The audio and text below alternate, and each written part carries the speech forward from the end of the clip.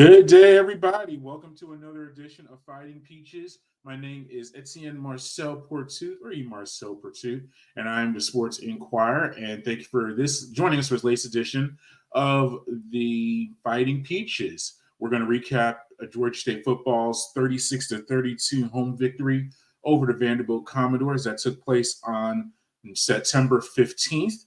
Before we get to the recap and audio from Panthers head coach Dell McGee and starting quarterback Christian Veilleux. As always, follow everything that we do. Go to the mothership, thesportsinquirer.net, premier site for news and notes in the world of sports. You can also go to our social media platforms at Twitter/X, Instagram, and Facebook. Make sure you follow us. Look for us up under Etienne Marcel Pursuit, E. Marcel Pursuit, or the Sports Inquirer. And finally, make sure you like, share, and subscribe at our audio and video hosts, including YouTube, SoundCloud, Spotify, and more. Once again, look us up under my names, E. Marcel Pursuit or Etienne Marcel Pursuit, as well as the Sports Inquirer. We really appreciate it if you will do that.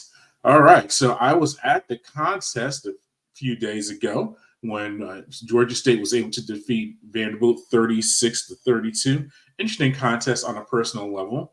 If I am a Vanderbilt alum, and it was very interesting to be at the contest and see the team that I professionally cover with my alma mater. So it was a conflict. But it was actually a really good contest. And both teams are kind of where they are right now for their reasons. But overall, Georgia State was able to emerge with the 36-32 victory. I have some thoughts on the contest. Before we get there, let's hear from head coach Dell McGee for Georgia State, his thoughts on the victory, and much more. Enjoy. Meat on the bone, so to speak, kind of shot ourselves in the foot, but our guys are resilient. They kept fighting, kept believing. You know, that's part of a championship football team. You can answer the bell when you go down and not panic. Those are the things that's part of our DNA that we got to continue to mold and create here. Open up for questions. When we spoke last week, you talked about how you thought that one against Chattanooga and going down the wire was going to help you guys down the line. And I don't know if you knew it was going to be a week later, but it seems like that was the case. Yeah, I mean, there's so much parity in college football. I mean, you're going to be in close games. I mean, with the helmet communication, it seems like everyone's playing a little bit slower. So if things are kind of close, I mean, it's going to come down to the last 2 or 3 minutes of ball game. So we just got to continue to prepare our guys for those situations. One-man offense was outstanding to go down and score that touchdown, and our defense held up when we needed to. Like I say, missed a field goal, shot ourselves in the foot when we didn't get those points. Gave them a pick, and defense did a good job of holding to a field goal, I think it was. So really proud of our guys, coaches, entire university. It was a big win for us. But, you know, we're going to take a couple of days and get back and make sure that we're getting better, develop our entire roster, work on ourselves for the next 3 days before we go into the next opponent. What was your message to Christian in the offense in that last drive? We've been here before. We've done this. Actually, we do it pretty good against our defense. So I had really our coaches did a great job. I had great confidence that we could move the ball. The looks that we prepared for one-man offense, they were the same exact look. So got to commend Christian, the O-line, for giving Christian time, making the right decision about throwing the ball away. Talik made a hell of a catch as well. So everyone contributed on the drive, and you know, it's a great team victory. Coach, matter of fact, I spoke with Talik after the game. He was just talking about how he felt like, you know, moments in the game he gave it away, but on that last drive he felt like he made up for it. What was it about that last drive where you went to Talik, he made some plays and ultimately helped you all move down the field? He made a bonehead decision on the kickoff return by not fair catching the ball. We probably should have had our kickoff return unit on the field as opposed to Hans team. They had 3 timeouts. So that was bad on the coaches. We got to learn from that, but really shouldn't put him in that situation. But we went over a lot of those situations. We do this film study on different scenarios, and we always tell our guys, we can't practice every single scenario, but when they come up, we got to be able to process and execute what's going on. So that'll be a learning moment. It's always great to learn when you can learn with a victory. So just proud of our guys, proud of our coaches. Got some guys banged up. So linebacker stepped up. Justin Abraham didn't play this game, so I thought the guys filled in for him and did an outstanding job. And IG went down, and Chimes came in and finished the game out at corner. So a lot of guys had that next man up mentality. And that's why we practice the way we do. That's why we try to develop our entire roster and make sure everyone's getting reps. And as the season progresses, that's going to happen again. So we're always going to develop our roster and try to make sure we're ready to play when it's called. The first few games you're struggling in the red zone and even on third downs, but you scored on every possession that you were within the 20, and you were more than 50% on third down conversions. Just what has changed offensively to be more successful in those situations? It's game to game. I mean, I don't think it's just more success. I mean, you got to execute, of course. Everyone has to run routes at the right depth. The quarterback has to deliver the ball. You got to protect the quarterback, keep the rush away from the quarterback. Backs are also part of that protection. So it's always a team effort to get and convert third downs. Like I said, we do this every single week, and the more reps we get in all these different situations, they're just bank reps, and it becomes a lot of recall for our players, and you just have to adapt the game plan to what we're going to see from that team. And our offense did a great job on third down. A big target has been Ted Hurst, and just his emergence from minimal playing time to start his career to being a major target for you, a big day for him. Just what about his development and maturation with you and at this program? We saw it on the tape at Vanderbilt State. Like, this dude here, he got something. So we saw it there, and we were very lucky to get him. Just really pleased with how he's grown in the offense. He came in late, so it is a lot with our offense, but it takes time, and and that's for our entire all three units, special teams and defense. So all our coordinators are putting in the foundation, and we're continuing to grow and build what our offense, defense, special teams can be. So it just takes a little bit of time, but I know this process works because I've been a part of it for the last 8 years, and it's going to work here. Coach, Marquis won early in your tenure as head coach. What does this win mean not only for you but for your program and everything you're trying to build? We'll celebrate it tonight and a little bit tomorrow and move on to the next one. So don't mean a whole lot. I mean, still got how many more guaranteed opportunities? 9 more guaranteed opportunities. So we're going to prepare for the next one and just take it from there. Curious, as someone who coached against Vanderbilt last year at a different place, does that help you at all? I know that you're head coach here as you're preparing for an SEC school, knowing that you've at least seen them before and you could maybe tell your guys something? They were totally different than when I've seen them the last 4 years that Clark was there. So that offense definitely changed. It's not the same offense. Defensively, they kept some of the same concepts and philosophies, but that changed a little bit too. So you just have to adjust and believe our eyes, believe in the plan, and what we practiced for, they showed. So it didn't catch us by surprise what they were doing. So how did that virtual defensive? That can go either way. That are the turning points in games, and that was a big part of the game. I mean, we're always going to try to win the turnover battle and win the explosive play battle. Those are 2 big indicators in wins and losses. And our kids are understanding that plan to win and the emphasis on those situations, including scoring in the red area and making stops, in the red area from a defense perspective. So total team effort. Like I said, coaches, coordinators, everyone in the organization did an outstanding job. Appreciate the fan support. We still got to build in that area and try to get more students, faculty, the city of Atlanta out to our games. I think we got a good product. I know it won't be an issue in 2 weeks of having a packed stadium. And then he works extremely hard by coming in extra, meeting, and his voice is being heard. Now he tries to be a vocal leader as well. So just really pleased in the growth that he's shown, coming in late, and just spending all the extra time with our coordinator and quarterback coaches, just to get to where he is. We still got a long way to go as a team unit.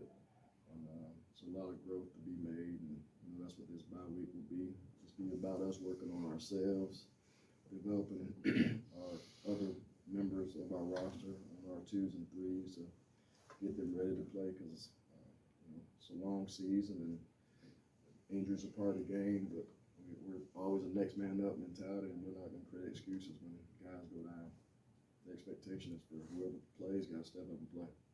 You couldn't have asked for a better outcome on that kick that resulted in safety, but were you trying to set something up like that? And when you had the kick out of Burns earlier in the game, was that another instance you were trying to go kind of that short kick there and force a decision? Yeah, actually, we changed up the kick on the safety. Didn't know he was going to make a mistake. Like I said, those scenarios come up, and the returner for Vandy just made a mistake by doing what he did. So that wasn't planned. It was a great kick, had great hang time, and the off return of panic. He wasn't a normal guy that catches the kicks, so we kicked away from the main guy just to change things up, and also to give Braden a little bit more room, because he, for some reason, kicks one out of bounds every game. So I said, let's go deep right, and we did, and it paid off. And then the punt returner, I think, got a return in the last. Our kids really connecting with one another and the coaches, and I know they're going, and they have been giving their all. We've been getting the very best out of our kids, and they've been really paying attention to what the message has been from week to week, and we just got to continue that. Coach, heard some of the guys come off the field saying this is the new Atlanta. Is that something that you guys have talked about? Is that something that just came up with off the field? What does that mean? It's New Atlanta. You hadn't been seeing the tweets or anything with us. Everything we do, we say New Atlanta. That's all. We're just trying to create a new mindset, a new culture here. One thing we want to be is consistent in everything we do. We're going to have a high standard in the things that we feel are important to building a consistent championship program, which is all about recruiting, and developing the players that we have, and making sure our kids have an opportunity to fulfill their graduation requirements, then move on and live their 70-year plan with a great job, hopefully in the city of Atlanta. So we just feel like the city of Atlanta provides so many different resources for not only our football program, but for any student athlete that comes here, because of the Fortune 500 companies, just any realm of employment that you really want to choose is here. So it's up to us to put our guys in front of the right people, so when they do graduate, they're going straight into their career plan, or once they get done playing in the NFL, they made those connections and they can go and follow their career from there. Because football's not going to last forever. It has a retirement date on it for everybody. So, the big picture is, how can we put our guys in the right place to fulfill the 50-year plan? You got it there. All right, and that was Dell McGee, head coach of Georgia State, as the team emerged with a 36-32 victory over the Vanderbilt Commodores. Just several notes from the contest. Score was tied 3-3 late in the second quarter before the Christian was able to connect with Ted Hurst to make the score 10-3 with a touchdown pass, 3-yard TD pass. Hurst had a big day for Georgia State. 7 catches, 128 yards, 2 touchdowns. Head coach touched on just his emergence as a big target for Georgia State. And Dell McGee was referring to, with that kick, with Vandy returner Stephen Sanianialkala. He caught the ball in play during the kickoff, but took a knee in the end zone for a safety at the 7:39 mark, making the score 12-3 for Georgia State. Back and forth affair. Georgia State was at Vanderbilt exchange scores. Georgia State was leading 29-17 with 11:42 left in regulation when Hurst was able to get a. That lead was taken by a Christian Veilleux 18-yard touchdown run with 11:42 left in the contest. We're going to hear from Christian in a moment and his comment on that big run. But Vanderbilt was able to score 2 consecutive touchdowns in the fourth quarter, and including a Cedric Alexander 1-yard touchdown run, followed by A.J. Newberry catch on a 2-point conversion So Vanderbilt took that 32-29 lead with 1:14 remaining.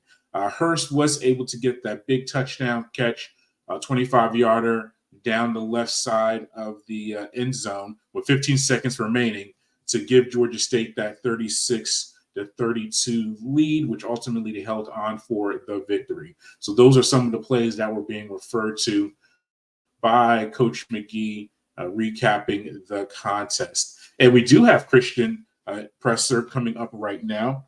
Christian Veilleux, I said, finished the night 26-41 from the field, 269 passing yards, 3 touchdowns throwing, 1 touchdown rushing. So let's hear from Christian, his thoughts on the victory, and then we'll recap our thoughts on the win and what it means for Georgia State as they progress through the season.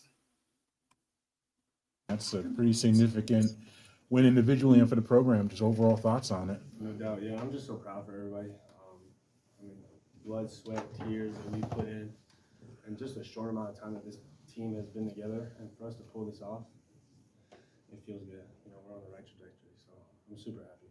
Can't wait to soak in the win tonight, and then come back in tomorrow, learn from it, and Monday start all over again. Talk about that last play. How big was that? What did you see? Well, it was huge for sure. You know, the call originally wasn't really for Ted to run that go route, and then Coach Chaney, you know, thank God we got the headsets because he just said, hey, make him run a fade. And then I was like, okay. I saw man-to-man coverage on Ted. Ted's been playing his ass off, and I'm sorry. Yeah, I mean, I just gave him a chance and he could catch it. He made the catch, stayed in balance. Yeah, I'm super happy for Ted. Ted's been playing super well. He got 128 today. I mean, that's just great for him. Super happy for him. Take us back further than that.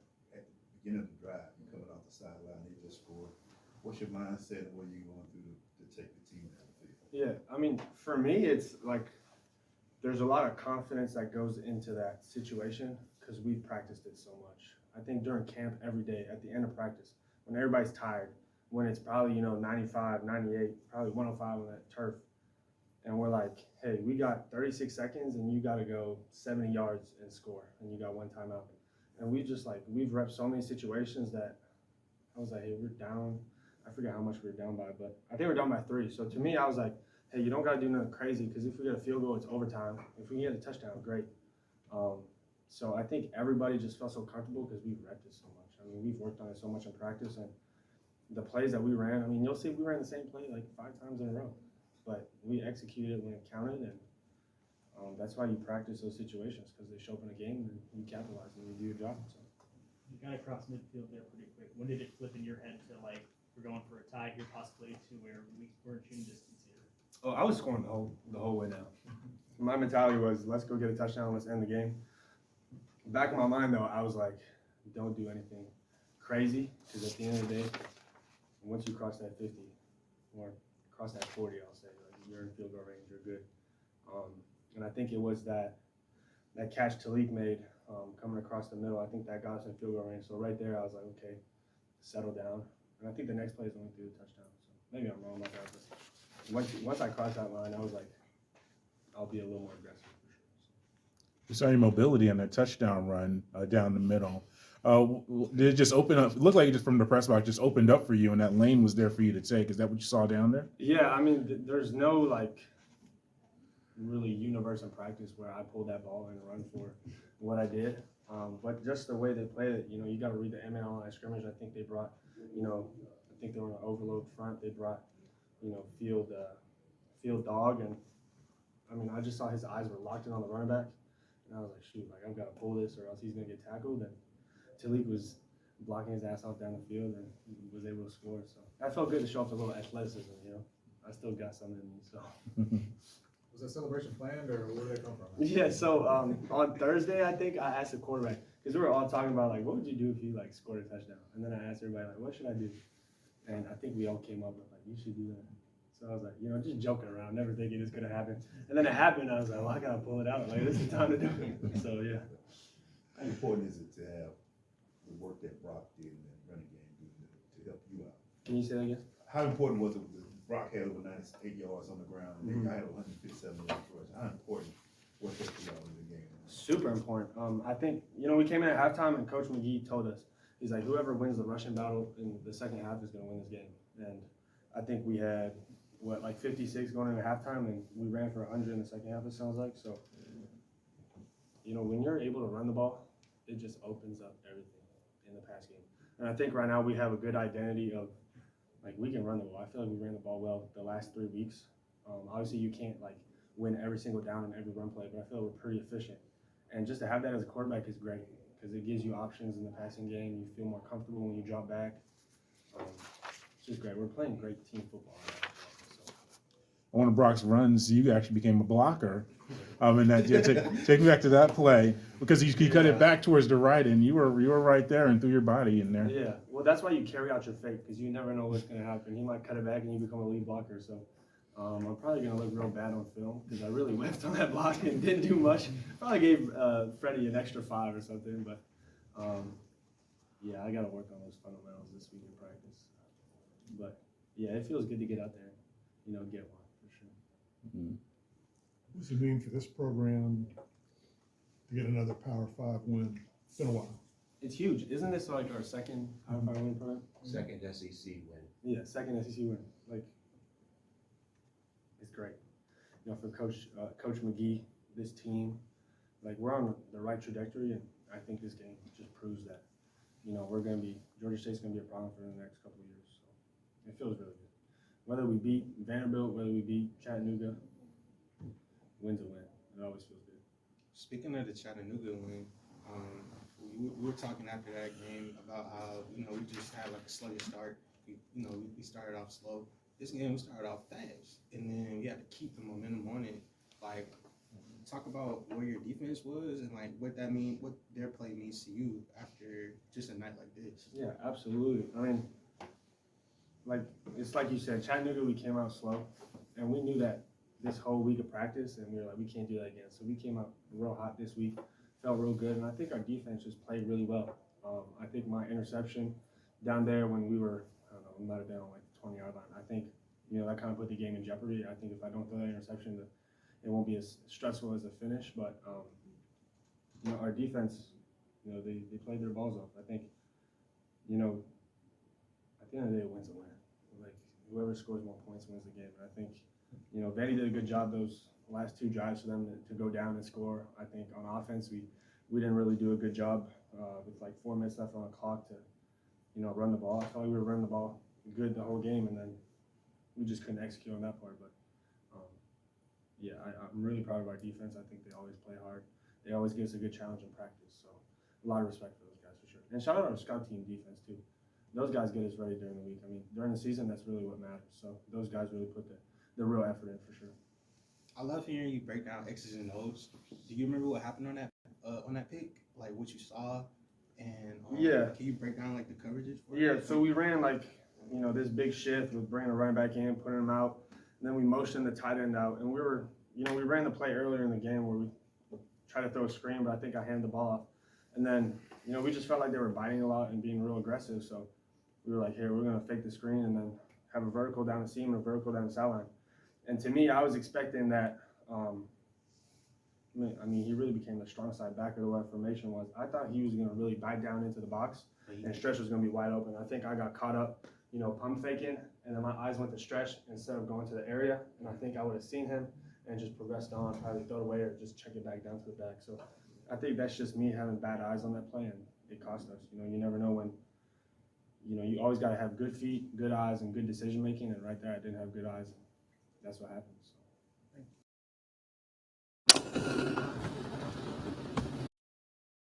Okay, and we're back, and that was Christian Veilleux from Georgia State football discussing the victory for the Panthers. They are off this week, upcoming, and they do return to action against Georgia Southern at home on September 28th. We'll have previews and post-game analysis of that and more. As always, to follow all of that, go to the mothership, to sportsinquirer.net, premier site for news and notes in the world of sports.